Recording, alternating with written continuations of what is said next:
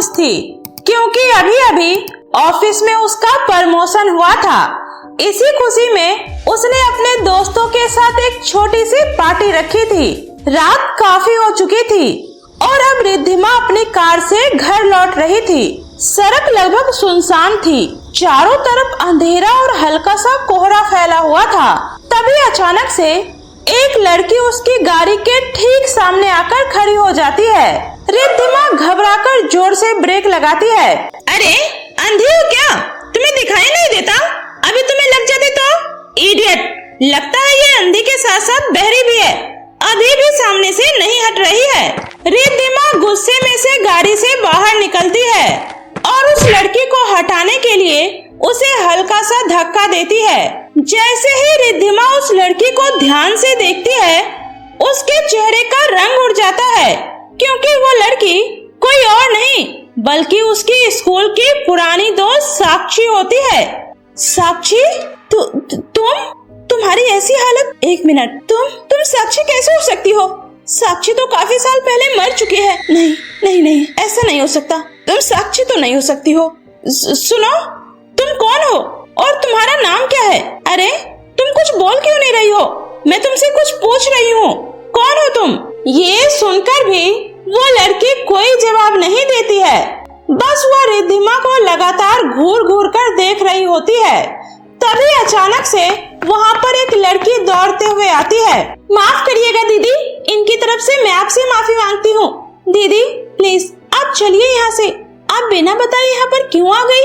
इतना कहकर वो लड़की उसका हाथ पकड़कर उसे वहाँ से ले जाने लगती है। सुनो जी दीदी, वो मुझे पूछना तो नहीं चाहिए, लेकिन ये आपके कौन है? एक्चुअली इनकी शक्ल मेरी बचपन की फ्रेंड साक्षी से काफी ज्यादा मिलती है। ये मेरी बड़ी बहन नैना है। भगवान ने इन्हें थोड़ा अलग बनाया है, ये हमारी तरह बोल नहीं सकती। इतना बोलकर वो लड़की अपनी बहन का हाथ पकड़े वहाँ से चली जाती है। रिद्धिमा कुछ मिनट तक खड़ी बस उन्हें जाते हुए देखते रहती है। अरे रिद्धिमा, कहाँ खो गई? कुछ नहीं यार, बस कल के टेस्ट की थोड़ी सी टेंशन हो रही है। तो बिल्कुल भी चिंता मत कर, मैं हूँ ना। तुझे जहाँ जहाँ डाउट हो मुझसे पूछ लेना। यार मैं बहुत लकी हूँ जो मुझे तुम जैसी दोस्त मिली है। मैं तो कभी कभी सोचती हूँ अगर तू नहीं होती तो मेरा क्या होता। ऐसा कभी नहीं होगा क्योंकि दोस्ती का रिश्ता भगवान के घर से बनकर आता है। रिद्धिमा, अगर हम बड़े होकर अलग अलग शहर में भी चले गए ना तो भी हम दोस्त ही रहेंगे, है ना? रिद्धिमा हंसते हुए उसका हाथ पकड़ लेती है। हाँ पागल, हम हमेशा बेस्ट फ्रेंड रहेंगे चाहे कुछ भी हो जाए। पक्का? वादा? हाँ हाँ पक्का। रिद्धिमा, तू मुझे छोड़कर चली गई ना तो मैं तुझे ढूंढते हुए भूत बनकर तुझसे मिलने जरूर आऊंगी।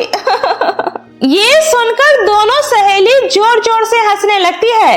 इधर ये सब सोचकर रिद्धिमा की आंखों में आंसू आ जाता है। वो कार ड्राइव करती है और फिर घर आ जाती है।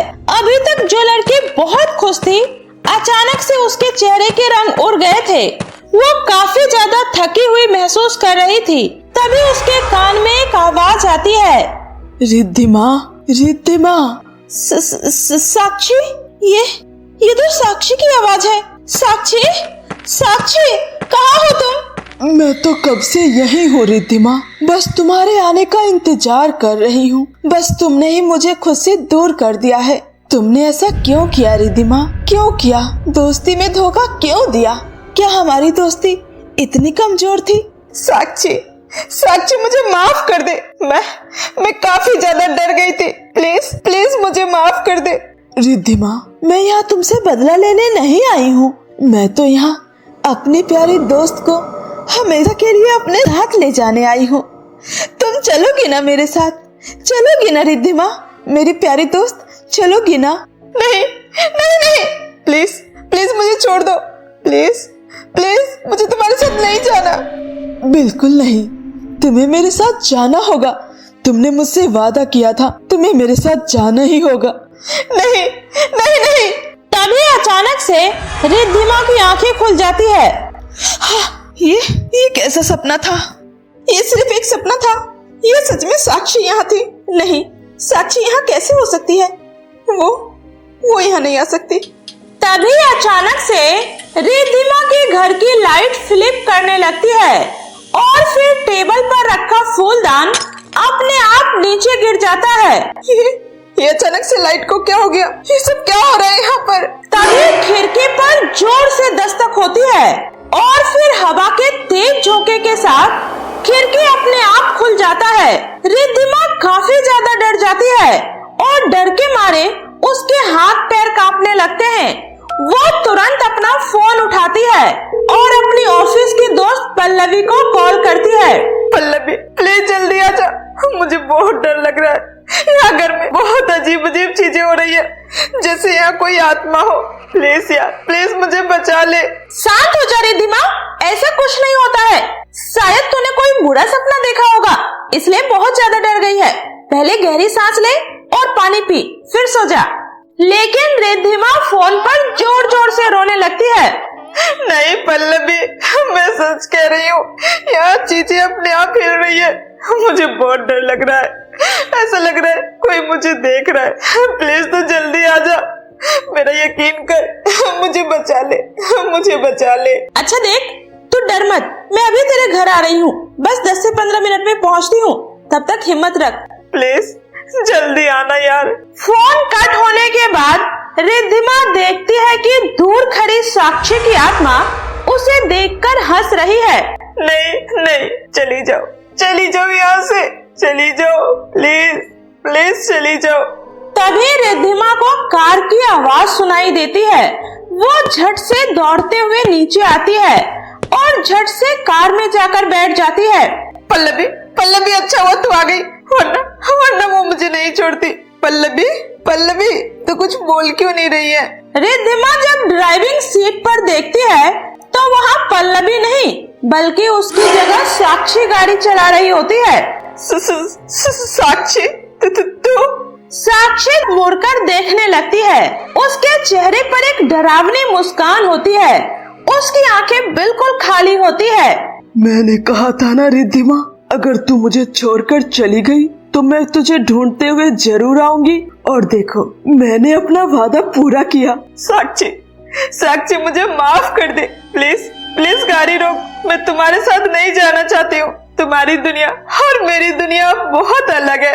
मैं मानती हूँ मैंने तेरे साथ बहुत गलत किया, जिसका पछतावा मुझे जिंदगी भर रहेगा। प्लीज मुझे माफ कर दे। तुम तो मेरी बेस्ट फ्रेंड हो ना। Best friend? वो बेस्ट फ्रेंड जिसकी पीठ पर तुमने खंजर मारा? तभी रिद्धिमा को वो पुराने दिन याद आते हैं। रिद्धिमा, ये बहुत गलत है, ये चीटिंग है। चलो चलकर सबको सच्चाई बताओ, वरना मैं खुद ही जाकर सबको सच्चाई बता दूंगी। नहीं, तू ऐसा नहीं करेगी, तू तो मेरी बेस्ट फ्रेंड है ना। प्लीज, मेरे टॉप करने से तुम्हें खुशी नहीं हो रही है? रिद्धिमा, खुशी तो तब होती जब तू अपनी मेहनत के दम पर आगे बढ़ती। मैं गलत कामों में कभी तुम्हारा साथ नहीं दूंगी, समझी? अब चुपचाप मेरे साथ प्रिंसिपल मैम के पास चलो। नहीं साक्षी, प्लीज ऐसा मत कर। इसी तरह दोनों दोस्तों में बहस हो रही थी। तभी अचानक से साक्षी का पैर फिसल जाता है और वो कुएं में जाकर गिर जाती है। रिद्धिमा, प्लीज बाहर निकल, मेरी हेल्प कर। रिद्धिमा, बचाओ रिद्धिमा। लेकिन रिद्धिमा डर के मारे वहाँ से भाग जाती है। साक्षी, मैं उस दिन बहुत डर गई थी मेरी दोस्त। मैं सही और गलत कुछ भी नहीं समझ पाई, इसलिए वहाँ से भाग गई। लेकिन मैंने कभी नहीं सोचा था तुम्हारे साथ ऐसा हो जाएगा। प्लीज मुझे माफ कर दे। तभी अचानक से कार अपने आप उसी पुराने सुनसान रास्ते पर रुक जाती है। रिद्धिमा बाहर देखती है और डर जाती है, क्योंकि वही पुराना कुआं अब सामने दिखाई दे रहा था। आज इतने सालों बाद मैं तुम्हें उसी जगह वापस लेकर आई हूँ। नहीं साक्षी, प्लीज ऐसा मत कर, मुझे माफ कर दे। मुझे बहुत डर लग रहा है। उस दिन मुझे भी बहुत डर लग रहा था रिद्धिमा, और आज तुम भी वही डर महसूस करो जो मैंने उस रात महसूस किया था। अचानक हवा तेज चलने लगती है और चारों तरफ घना कोहरा फैल जाता है। रिद्धिमा डर के मारे पीछे हटने लगती है। नहीं, प्लीज मुझे छोड़ दो, मुझे माफ कर दो। रिद्धिमा को इस तरह रोता देखकर साक्षी शांत हो जाती है और कहती है, रिद्धिमा, शांत हो जा, मैं यहाँ तुझसे बदला लेने नहीं आई हूँ। ये सुनकर रिद्धिमा हैरानी से उसे देखने लगती है। मैं तो बस तुझे सच याद दिलाने आई थी ताकि तू अपनी गलती कभी न भूल पाए। मैं अब हमेशा हमेशा के लिए यहाँ से जा रही हूँ मेरी दोस्त, और जाने से पहले आखिरी बार मैं तुमसे मिलने आई थी। तभी अचानक से साक्षी का चेहरा बदलने लगता है और उसका शरीर धीरे धीरे धुंध की तरह गायब होने लगता है। रिद्धिमा घबराकर चिल्लाती है, साक्षी प्लीज मत जा मेरी दोस्त। रिद्धिमा वही जमीन पर बैठकर फुट फुट कर रोने लगती है। उसी समय पीछे से एक कार की आवाज आती है। रिद्धिमा मुड़कर देखती है तो इस बार सच में पल्लवी वहाँ पर होती है। पल्लवी जल्दी से उसके पास आती है। रिद्धिमा तू यहाँ पर क्या कर रही है? मैं तेरे घर भी गई थी, वहाँ तू नहीं थी। रिद्धिमा रोते हुए पल्लवी के गले लग जाती है। पल्लवी, आज अगर साक्षी मुझे माफ न करती तो शायद मैं आज यहाँ नहीं होती। पल्लवी उसे संभाल कर कार में बैठाती है और दोनों वहाँ से निकल जाती है।